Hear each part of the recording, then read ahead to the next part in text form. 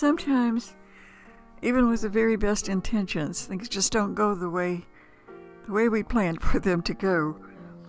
I wanted to tell you about a woman who kept writing and writing this beautiful, beautiful music from the time she was a young girl all the way up into her 70s. And her music, while she didn't write it to be commercial, she wrote it because it just welled up inside her. She was born to write music and to play the piano. And anyway, she kept creating all this great music, and all that ever happened for her was that her music got stolen. It got stolen by Hollywood. It got stolen by big names. But she never made a big fuss about it. She just kept writing and writing and writing.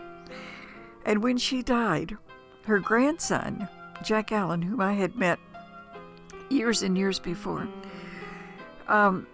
he inherited all of that great body of work. He happens to have a big, big bathroom in his Hollywood apartment. And he said he had his grandmother's files in there because he had no room in his apartment for all those files, thousands of pieces of music. And he kept going through it and going through them and going through them. And he would play the piano. He plays the piano beautifully. He would play the pieces and he would lament that nobody ever knew who his grandmother was. Her name was Toni Beaulieu. So he and I talked about it, and I told him I wanted to start this little audio production company because I want to share things with you that otherwise would never be heard. All kinds of things, stories, music, little tidbits about things. I want to share these with you on a Sunday afternoon over our dinner table, like they did when I was a kid, and like not many people do anymore. Anyway, I asked him to play me some of his grandmother's music, and he did. Oh my goodness. I just have to share it with you. So we did record Jack and myself talking, and we kind of put this on a back burner. So the other day I was going through a lot of the old files, and I ran across this. Toni Beaulieu's been gone for so many years, and I thought, let's celebrate this woman. She just kept plowing through. No matter what adversity hit her, no matter who said, oh, we can't do that, you're not going to get paid for doing that, you're a woman. She just kept on going. And you women out there, you know, telling us that we're a woman isn't going to do anything but make us more stubborn. And that's what happened with Toni. So she just kept writing. And so I pulled this old file out, and I just want to sit here and share it with you. This is the music you heard when we first started. That's one of Toni's songs. The music playing under the dialogue that I'm telling you right now. That's Toni's wonderful song called Mystic Nights. But I'm going to come in with another song that she wrote and performed. And then I just want to share Toni's story with you as told by my friend, her grandson, Jack Allen. And I hope you enjoy it. I think you will.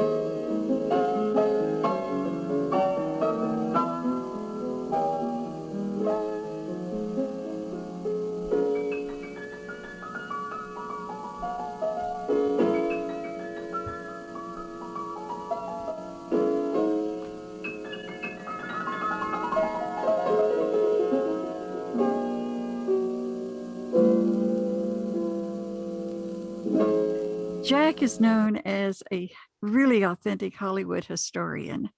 Did you tell me you were born in Hollywood? 3 generations in Los Angeles native. So we're from Los Angeles native. Yeah. Toni is your father's mother. Is that right? Yes. And she's But of for Welsh some, extraction, by the way. She was born in South Dakota and grew up in Minneapolis, but she wrote a lot of Latin American compositions, and people always assume she's Latin American, but she's Welsh. you were telling me that she started playing the piano when she was, what, 6 years old or something? She was considered a child prodigy. She was Yeah. 3 years old when they set her up at the church organ. Tell Yeah, me she about went those on. degrees. Well, she started playing the violin and she started doing recitals and radio work and giving concerts at the age of 10 in violin. By the age of 14, she was doing her first composition. And then she was Wow. how old when she got her degrees? She got a degree at the age of 18, and she had both a PhD in violin and her master's in piano. That's amazing. And she joined the faculty at the age of 18. Now, she could join a faculty, but she couldn't join ASCAP. She went on and No, she that's wrote right. all this wonderful music. And I know she was a homemaker for a very long time, but she ended up in the Hollywood community. So you didn't actually get to meet your grandmother until she was how old? I actually met her as a 4-year-old, but I didn't remember too much about her because I was still fairly young. I didn't really remember too much about her. She moved back to the East Coast again. She was down here to stay for a while, briefly, and I met her. But I didn't know her until many years later, from the 1960s, when she moved back permanently, when she remarried. Yeah, it was really then that I got to know who she was. As a child, I'd heard her play the piano. I'd been in her apartment and heard her playing the piano and went crazy with a fascination. You didn't play the piano yourself, though, but your grandma taught you, didn't she? Yes, because I begged her to. I mean, ever since the age of 4, hearing her play, the memory of that was so moving that I felt like I needed to. I wanted to play the piano. I didn't know if it was possible, but I wanted to. That's amazing. I want to ask you about the first song that we play here is Mystic Night. She was how old when she wrote that? She was in her 70s, late 70s probably. She was more prolific in her advanced age than she was at any other time of her life. She went to the piano every morning and worked. And when she worked, stuff came out right away. I mean, it was like magic almost watching her compose. She explained to me once that when you write something, when you compose something, there's only 3 ways to do it. You either do it melodically, harmonically, or rhythmically. And the rhythmically is the way they do it today. I mean, it's the simplest way. Turn on your rhythm machine and start singing. The hardest way is to create a melody out of nothing. Mm-hmm. The harmonies and the rest of the song on. And that is what she seemed to be able to do. And very few today can do that. Because, there's a lot of songs that don't have either strong melodies or any melody. They are just kind of blathered out. A lot of my favorite music is the music that I can never forget from the history of music are the songs that are beautiful melodies. They always stick in your head. Those are the ones that you just can't forget. Name one. Well, like Laura, any great theme music is usually a beautiful melody. As time goes by from Casablanca, when you sing it, you're hearing only one thing, and that is the movement of the melody. That's why I long for a lot of the great music from the past, and I'm always listening to it because there's a beauty there that is not really comparable. I was going to ask you kind of as an initial question before we got too far and you're asking me things. If you could, just for fun of it, name one female composer from this century, the 1900s, who composed classical music. No. Toni Beaulieu was one, but nobody knew who she was either. When she came along, there were not women in the music business at all. I mean, nowadays you have at least a good deal in pop music, you have women, but not even in pop music. In the earlier days, the music business was controlled by men. And they also controlled the music organizations like ASCAP and everything. So my grandmother could not become a member because they weren't interested. They closed the door to her. Tell us about the Hollywood career. Well, when she started composing, when she moved here back originally in the 30s, she moved here and then she moved away in the 50s and came back again in the 60s. But when she first was here, she got married, she had my dad, and he grew up here in LA. And she was doing her best to compose. But her only option was to start her own record company so she could start putting out her own music because nobody else wanted to hear it. Nobody else wanted to give her a chance. So she had to go do it, monetize it herself. And What year are we talking about, John? about 1945. And Latin American music was the thing. So she could write Latin music very nicely, and she wrote a lot of what I think are pretty sensational Latin compositions. But she was doing most of the Latin stuff in the 40s. She started her own record company, and she wrote Jungle Rumba, which was an original instrumental that she put out on a record. And not only did it sell to the music fans, but it also drew the attention of other top performers of the day, like Carmen Caballero, Enrique Madriguera, Freddie Martin. 35 different records were made on Jungle Rumba after she issued it. And that is why MGM came to her and asked her if Jungle Rumba could be the highlight production number. In other words, her opportunities were created only by herself, taking chances and winning by luck. Jack, Yeah. you know what it sounds like? I'm thinking, boy, if all those people bought all these rights from her, she got very rich very fast. And then MGM comes along, and boy, now what movie did they want her to write for? Tell me about that? No, but I mean, you said that, but all I mean is that when someone, it's just like today, if someone heard the Beatles yesterday and they wanted to record it, and the next thing you know, you've got all these other celebrities, musical stars that can record and give it their own interpretation, etc. So it becomes a standard. It becomes more than just a hit. It becomes something that hangs around for a long time because you've heard it in various different things. But she didn't get rich off of it. She didn't get rich on it, no. Just because someone would do a record of Jungle Rumba, when they would do a recording, they just pay the basic usage fees. You don't get really any spectacular payment, but it's fair. They did a great arrangement of the piece. And they made a lot of money on it, though, but she just got the arrangement. If they sell a bunch of records, because they're really in the record business. They had a following. They did those albums so often. Go back to MGM. So she did I'd this. love to. Me too. She got the offer in 1948. They came to her and said, can we use Jungle Rumba, her composition, as a highlight production number of the movie, which meant that they would be spending a couple of weeks producing this with dancers, a big production number that would stand out from the other songs. And For what movie? the movie was called Neptune's Daughter. It was an MGM musical with Esther Williams and Red Skelton, Ricardo Montalban, and Betty Garrett. And it's one of the best musicals, MGM musicals of that era. I think it's the best Esther Williams one. Jack, Red Skelton is excellent. let me just interject something for people who don't know. Betty Garrett was the landlady in Laverne and Shirley. Yes, she was. Yeah. And she was darling person. Okay, Beautiful. but getting back to that, so she did, and Xavier Cugat is the one who played Tony's song. He conducted it. Yeah, he conducted it in the movie because MGM used Xavier Cugat in all the movies that featured Latin compositions. He was the big Latin honcho, the band leader that was known. It was also funny in I Love Lucy. It's a joke between Desi Arnaz. He has a running joke about Xavier Cugat because he's like the poor man's Xavier Cugat kind of idea. They're always saying they'll get Cugat in competition, but it really was kind of a joke because Cugat was he didn't do anything. He just went through the motions of conducting whatever it is they were performing, and that's what he did in this movie. Was it his arrangement? No. Leo Arno was the arranger and a really good arranger who did a beautiful job on the arrangement. What was Tony's movie credit? She didn't get any. Why? Ostensibly because she was a woman and they didn't have to. In those days, women were not afforded credit on some productions. And the guy who was in charge of the music, who wrote the other songs from the movie, was probably jealous of the fact that she wrote the highlight production number. And he didn't, because he said, when I do a picture, it's just my name. So you wouldn't share the credit. Wouldn't share the credit. And she didn't belong to ASCAP, so she had nobody to back her up, but she didn't belong because women weren't allowed to belong, right? Technically, there was no law against it, except that they had this casting couch system of interviewing people. And Toni said that that's what the situation was. So was it during this era that she wrote Lamento del Matador? No. Interestingly enough, she wrote that in her later years, which was a very delightful surprise for me. To see. She wrote that after Mystic Nights? At the same time, in that at that period. Yeah, and that later in her senior years. It's kind of exciting because Mystic Night is really a terrific tune, a terrific melody. a beautiful composition. And to know that she didn't get watered down in her old age, you know, some of her really, really best work was later in her life. And Lament of the Matador is simply, it's a Latin composition.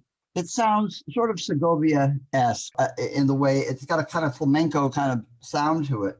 But it's really a very sad instrumental about a matador who's lost the fight, the bullfight. And it's beautiful. Do you know what she intended it for? Did she ever intend her music for anything? When she wrote music, she wasn't thinking of marketing or, you know, that. And I'm probably because she never really got any response like that. Nobody ever embraced anything. They stole things of her. Yeah. Yeah. She was just not marketable to the world back in the day when women were not allowed to. Yeah. Kind of. And you know, in the 1970s, when I went with her, she took me because I started writing lyrics to some of her songs, and she wanted me to see what ASCAP was like. So she is now a member of ASCAP, and she was taking me to the meetings. It was about 1975, something like that. That's when she finally joined ASCAP, when she was finally allowed in. That's when they finally allowed her in. And so she became an ASCAP composer, but they had meetings once a year or something like that in the big Beverly Hills hotel ballrooms. And everybody would be there, every composer and lyricist. And she pointed out to me who everybody was, you know, Paul Francis Webster, there's Sammy Fain, all the people who won the Oscars for all those songs and lyrics, famous songs back in the day were all present, but not one woman. Not one. That's amazing. Is there a story about New Horizon? Her New Horizon is also from her later days, very exciting classical composition that is almost Rachmaninoff, you know, and its opening is very vigorous and a little bit advanced, a little bit too advanced for me, but it's sensational. It really is an exciting classical composition that's very picturesque. Could be a great theme from a picture, but all of her music. I know you're really taken with the way Toni could make a piano sound like rain, or she could make it sound like wind. And Whispering Rain she wrote back in the 50s, and it's a blues tune actually, and you can hear a driving blues melody, and it's very nice, but it doesn't mix with classical just because it's about rain. But you can hear the rain through it. It's great fun, but it's in a lighter vein. When did Toni die? She died in the 90s. In the very last 2 years, she had some dementia, sadly. But she was sharp as a whip almost to the end. She had got me a couple of records with classical pianists, and she said, you know, some of these people, they may be magnificent technicians, but when it comes to providing an insight into the piece or emotional context, they stink. Did she say that about Van Cliburn? She said about Van Cliburn. Yeah, she thought he was too technical, and that he'd lost. She would say it sounds like he's eating an apple, which was her expression for like there's no feeling. It's like when you get inured to something because you've done it so many times. She would say, I would rather you play Twinkle Twinkle Little Star with one finger and give me some feeling than play some advanced number that's technically demanding, but you don't feel any emotion. There's no emotion. There's no feeling in it. And that is what music is for me. I watched her perform them. I would play the piano, and she would go into almost like a trance when she played, very deeply emotionally involved, carried away. Do you think you're born, you come into the planet with certain things that are destined for you? I mean, she started playing so very young. I don't believe that a 3-year-old can play the organ or piano or whatever. I saw one on YouTube when she was playing Mozart. I know. She can barely sit up. You know, her hands aren't big enough to do what they're doing. And so she's clearly carrying it over, in my opinion, from another life where she did train, where she did have all the exercises, where she did have, hey, take it from me. You cannot sit down to a piano if you've never played one and have fingering. It's no way. You have to drill through these exercises that are so boring and tedious. You hate it. That's why most people drop out. So it's not possible for a 3-year-old to just play Mozart. The fact that she's doing it says to me that she did it in a past life. Toni could be in that, and I'll tell you why. When she got up from the piano, she was little. She was petite. She had little hands. She was playing octaves and everything else. But then she'd get away from the piano, she'd turn around, and she'd go to push it down the tape recorder button, and her finger would push down 2 buttons by mistake. In other words, she was uncoordinated in the moment that she was touching a typewriter or pushing a button down on an electronic device, but then she turns around to the piano and now she's playing octave. It's kind of amazing too. You would think if she arrives on the planet destined to do this, wouldn't you think there would be some sort of a big reward out there? And yet people today, you say her name and they don't know who you're talking about. Well, I just can't help but believe she's going to gain a whole bunch of followers. And really am grateful. This is so exciting to me because this is really constitutes the first time that her name has gone past the doorway. It's so depressing to me. And this is really a way to say, here she existed. You know what I'd like to do? With your permission, Jack, I'd like to go out on one of Toni's songs. You can go to YouTube and you can find all kinds of videos of primarily Xavier Cougar, but I think other people too, playing jungle rumba. And you'll even see that Toni does get credit now. It's a shame that she couldn't have been alive to see that happen. But anyway, what I don't think anybody has ever heard is Toni's really gorgeous Latin American composition called Oh, Hear My Heart. And you'd commented, Jack, on the fact that she isn't playing the piano in this one. This is a pianist that she discovered named Jerry Gallion.